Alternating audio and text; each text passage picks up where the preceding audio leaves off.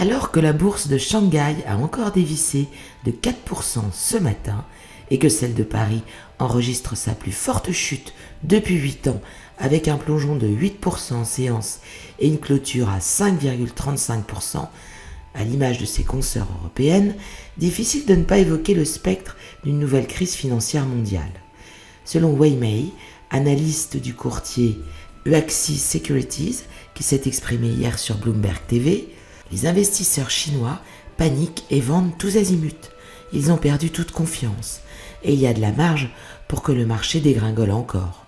affirmant également que le gouvernement ne va pas intervenir pour sauver le marché une nouvelle fois, car c'est une crise plus générale qui s'étale partout. Ça ne va pas marcher cette fois-ci. Marc Toiti, économiste français et président du cabinet ACDFI, quant à lui, estime au travers d'une interview réalisée par Le Parisien que la Chine en a encore sous le pied pour amortir le choc, avec 3 460 milliards d'euros de réserves de change. Ce qui, malheureusement, n'est pas le cas de l'Europe, qui aurait grillé ses dernières cartouches en 2008 et dans la crise grecque. Un espoir quand même, si l'on en juge par les propos de Olivier Ringard, chef économiste chez Neuflis EBC, qui, dans les colonnes du quotidien Le Monde,